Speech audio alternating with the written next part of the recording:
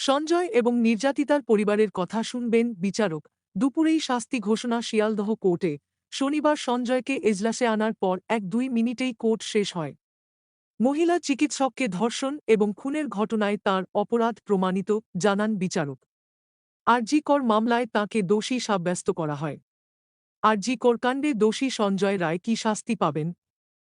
সোমবার দুপুরের মধ্যেই তা পরিষ্কার হয়ে যাবে।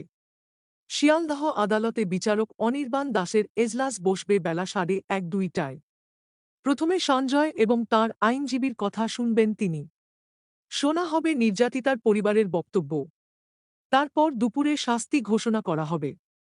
আরজিকর মামলায় সঞ্জয়কে শনিবারই দোষী সাব্যস্ত করা হয়েছে। বিচারক তাঁকে জানিয়ে দিয়েছিলেন, তথ্য প্রমাণের ভিত্তিতে তাঁর অপরাধ প্রমাণিত। ফলে শাস্তি তাঁকে পেতেই হবে। এমনকি যে ধারায় তাঁকে দোষী সাব্যস্ত করা হয়েছে, তাতে সর্বোচ্চ মৃত্যুদণ্ডও হতে পারে সঞ্জয়ের, জানিয়েছেন বিচারক। শনিবার সঞ্জয়কে এজলাসে আনার পর ১-২ মিনিটেই কোর্ট শেষ হয়। বিচারক দাস জানান, গত ৯ অগস্ট ভোরে সঞ্জয় আরজিকর হাসপাতালে ঢুকেছিলেন। সেখানে মহিলা চিকিৎসককে আক্রমণ করেন এবং তাঁর যৌন হেনস্থা করেন। ওই চিকিৎসককে গলা টিপে খুনও করেন তিনি। সাক্ষীদের বয়ান, তদন্তকারী সংস্থার তথ্য প্রমাণের ভিত্তিতে তাঁর এই অপরাধ প্রমাণিত হয়েছে। সঞ্জয় অবশ্য শনিবারও দাবি করেছেন তিনি নির্দোষ। তাঁকে ফাঁসানো হয়েছে। এজলাসে দাঁড়িয়েই চিৎকার করে সঞ্জয় বলেন, আমাকে ফাঁসানো হচ্ছে। আমার গলায় রুদ্রাক্ষের মালা আছে। এই মালা পরে আমি এই অপরাধ করব, আরজি করে কিছু করলে তার রুদ্রাক্ষের মালা ছিঁড়ে যেত বলেও দাবি করেছেন সঞ্জয়। হাত জোট করে স্যার স্যার বলে চিৎকার করছিলেন সঞ্জয়। পুলিশ তাঁকে এক প্রকার জোর করেই আদালত কক্ষের বাইরে নিয়ে যায়। বিচারক তখনই জানিয়েছিলেন, তার বক্তব্য সোমবার শোনা হবে। সঞ্জয়কে দোষী সাব্যস্ত করার পর বিচারকের প্রতি কৃতজ্ঞতা জানান নির্যাতিতার বাবা এবং মা।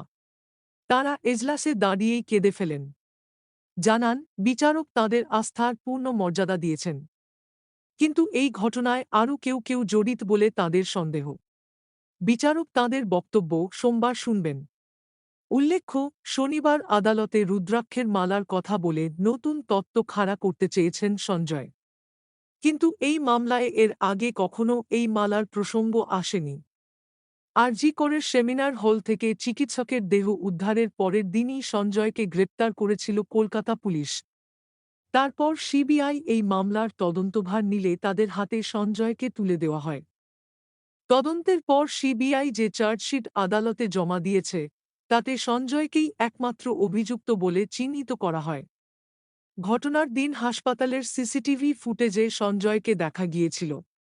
পুলিশ জানায়, সেমিনার হলে প্রবেশের সময় তাঁর গলায় একটি ব্লুটুথ হেডফোন ছিল, যা বেরিয়ে আসার সময় আর তাঁর গলায় ছিল না। ঘটনাস্থল থেকে ওই ছেঁড়া হেডফোন উদ্ধারও করে পুলিশ। তারা কোনো রুদ্রাক্ষের মালার কথা বলেনি। নির্যাতিতার পরিবারের আইনজীবী অমর্ত্য দে জানান, এর আগে কখনো রুদ্রাক্ষের মালার প্রসঙ্গ ওঠেনি। ঘটনাস্থল থেকে বা গ্রেপ্তারির পরও তা বাজেয়াপ্ত করা হয়নি। এটা যদি এতই গুরুত্বপূর্ণ হতো, তাহলে আগেই এর কথা জানানো উচিত ছিল।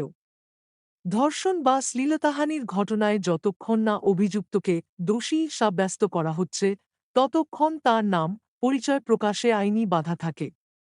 ভিশন ২-৪ নিউজ সেই নিয়ম মেনেই আরজিকর পর্বের প্রথম দিন থেকে অভিযুক্ত সঞ্জয় রায়ের নাম বা ছবি প্রকাশ করেনি।